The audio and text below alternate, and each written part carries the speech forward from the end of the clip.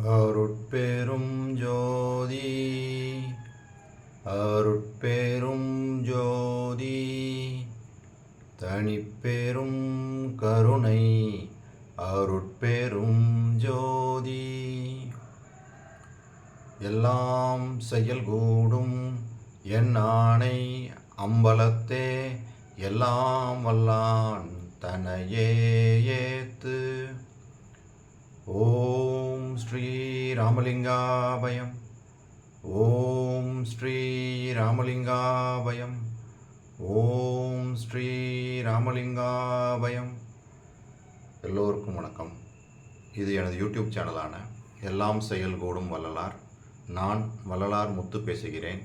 இன்றைய பதிவில் நாம் அத்விதானந்த அனுபவ இடையீடு என்ற தலைப்பின் கீழ் வரும் முதல் பாடலுக்கான விளக்கத்தை பார்க்க இருக்கின்றோம். முதலில் நான் பாடல் வரிகளை படிக்கிறேன், பின்பு விளக்கத்தை பார்ப்போம். திருத்தகு பொன்னம்பலத்தே திருநடஞ்செய்தருளும் திருவடிகள் அடிச்சிறியேன் சென்னிமிசை வருமோ. உருத்தகு நானிலத்திடை நீள் மலத்திடை போய் ஞான உருப்படிவம் அடைவேனோ. ஒன்றிரண்டு எண்ணாத பொருத்தமுறு சுத்த சிவானந்த வெள்ளம் ததும்பி பொங்கி அகம்புறங்காணாது எங்கும் நிறைந்திடுமோ. அருத்தகும் அவ்வெள்ளத்தே நான் மூழ்கி நான் போய் அதுவாகப் பெறுவேனோ. அறிந்திலேன் மேல் விளைவே அப்படின்னு இந்த பாடலை இயற்றியிருக்காங்க. மிகவும் அற்புதமான பாடல். இதில் என்னென்ன விளக்கம் பார்க்குறதுக்கு முன்னாடி இந்த தலைப்புக்கான விளக்கத்தை பார்ப்போம். அத்துவிதானந்த அனுபவ இடையீடு அப்படின்னா என்ன இந்த பாடல்கள் மூலமாக சொல்ல போகிறாங்க அப்படின்னா 10 பாடல்கள் வரப்போகுது. இன்றைக்கி நம்ம முதல் பாடலை பார்க்க போகிறோம். அதாவது ஆன்மா சிவத்தோடு கூடி பெறுகின்ற அத்துவித இன்பத்திற்கு இடையீடாக வந்து தடை எதெல்லாம் தடை செய்தோ அதை பற்றிலாம் விளக்க போகிறாங்க. அந்த துவைதம் அத்வைதம் அப்படின்னு விசிஷ்டாத்வைதம் அப்படின்னு சொல்லி சொல்கிறாங்க. இந்த துவைதத்தில் என்னது, துவைதம்ன்றது 2, அத்வைதம்னா 1, 2 அல்லது 1 அப்படின்னு சொல்கிறது. அதாவது ஆன்மா சிவத்தோடு கூடி பெறுகின்ற அந்த இன்பம், அந்த இன்பத்தை தான் அத்விதானந்த இன்பம் சொல்கிறாங்க.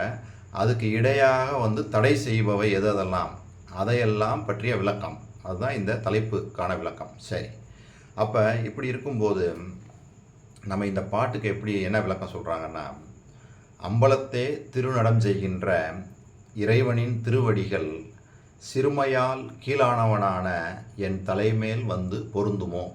இது முத ஒரு கேள்வியாக கேட்குறாங்க. அடுத்து, குறிஞ்சி முல்லை முதலாக உருவங்கொண்ட 4 வகை நிலத்தின் கண் நெடிது படரும் மாயா மல முதலாய தொடர்பு நீங்கி சிவஞான திருமேனி பெறுவேனோ. இது 2வது கேள்வி. 3வது, சிவனும் சீவனும் 1 எனவும் 2 எனவும் கூற முடியாதவாறு பொருந்துகின்ற சுத்த சிவானந்தமாகிய வெள்ளம் மிக பொங்கி அகம்புறம் என்பது அன்றி எங்கும் நிறையுமோ. இது 4வது கேள்வி வைக்கிறாங்க. 5, நுகரத்தக்க அவ்வெள்ளத்தில் மூழ்கி நான் கெட்டு அதுவாய் ஆவேனோ அப்படின்னு சொல்லி அடுத்த ஒரு கேள்வியும் வைக்கிறாங்க.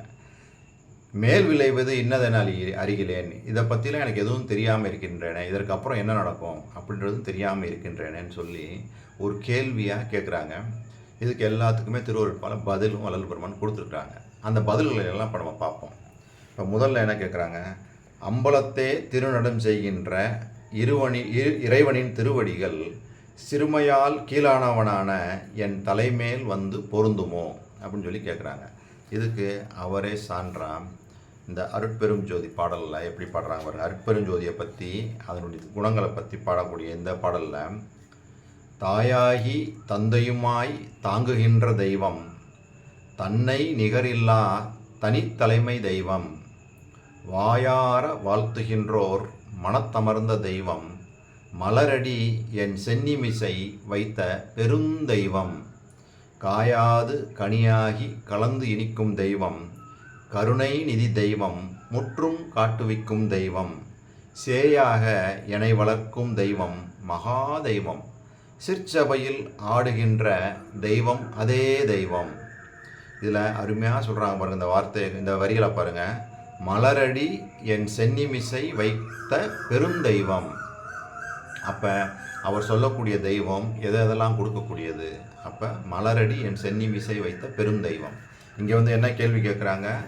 அம்பலத்தே திருநடஞ்செய்கின்ற இறைவனின் திருவடிகள் சிறுமையால் கீழானவனான என் தலைமேல் வந்து பொருந்துமோ? வந்து கண்டிப்பாக பொருந்தும். நாம் வள்ளல் பெருமான் சொன்னது மாதிரி இதில் பயணம் செஞ்சோம்னா, அவர் சொன்ன அந்த வழிமுறைகளை பின்பற்றி நடந்தோமே ஆனால் 100% இறைவனின் திருவடிகள் நமது தலைமேல் பொருந்தும். இதுதான் இதுக்கு பதில். சரி, அடுத்து, குறிஞ்சி முல்லை முதலாக உருவங்கொண்ட 4 வகை நிலத்தின் கண் நெடிது படரும் மாயா மல முதலாய தொடர்பு நீங்கி சிவஞான திருமேனியை பெறுவேனோ அப்படி கேள்வி கேட்குறாங்க. இதுக்கு பதில் வள்ளல் பெருமானே நிறைய பாடல்களில் சொல்லியிருக்கிறாங்க. சான்றா சிறிய சிறிய பாடல்கள், ஒரு 4 பாடல்களை பார்ப்போம். இந்த 4 பாடல்கள்லையும் அவர் பெற்ற அந்த முத்தேக சித்தி அனுபவங்களை அருமையாக சொல்லியிருக்கிறாங்க.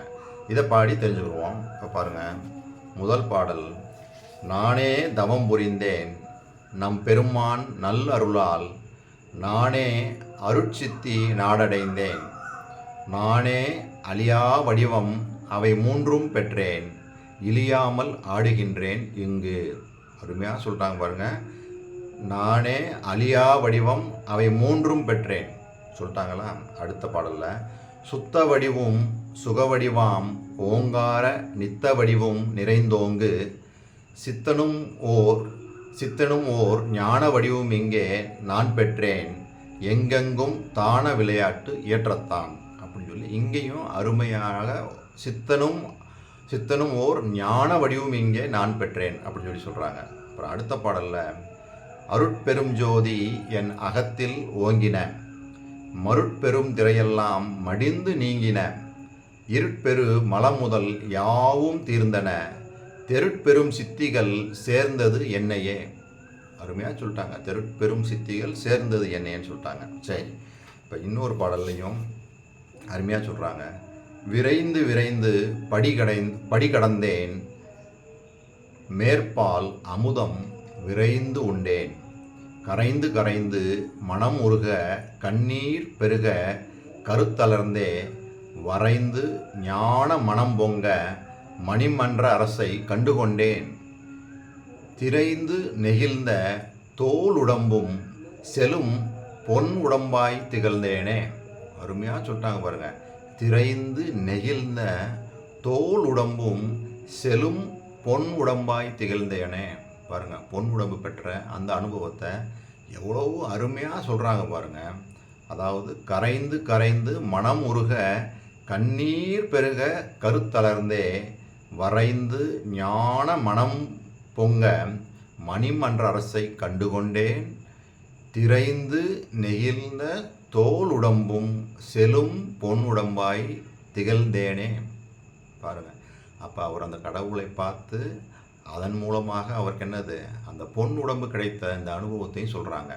இந்த பாடல் வரிகள்லையும் அவர் கேட்கக்கூடிய சிவஞான திருமேனியை பெறுவேணும் அப்படின்னா அவர் பெற்றுக்கொண்டார் அப்படின்னு சொல்லி இத்தனை விதமான பாடல்கள் இதன் மூலமாக சான்று இப்போ நான் கொடுத்துருக்கேன். சரி, இப்போ அடுத்து கடைசியாக அவர் கேட்கக்கூடிய இந்த கேள்வி, அதாவது சிவனும் சீவனும் ஒன்று எனவும் 2 என்றும் கூற முடியாதவாறு பொருந்துகின்ற சுத்த சிவானந்தமாகிய வெள்ளம் மிக்க பொங்கி அகம்புறம் என்பதன்றி எங்கும் நிறையுமோ, நுகரத்தக்க அவ்வெள்ளத்தில் மூழ்கி நான் கெட்டு அதுவாய் ஆவேனோ, மேல் விளைவது இன்னதென அறிகிறேன். இதுக்கு சான்றா 2 பாடல்கள். இந்த 2 பாடல்களும் இவர் கேட்ட கேள்விக்கு பதில் அமைஞ்சிருக்கு. முதல் பாடல் பாருங்கள். இது ஒன்றும் அலார் இரண்டும் அலார் ஒன்றிரண்டும் ஆனார், உருவும் அலார் அருவும் அலார் உரு அருவும் ஆனார், அன்றும் உளார் இன்றும் உளார் என்றும் உளார், தமக்கோர் ஆதியிலார் அந்தமிலார் அருட்பெரும் ஜோதியினார் என்று கனல் மதி அகத்தும் புறத்தும் விளங்கிடுவார், யாவும் இலார் யாவும் உளார்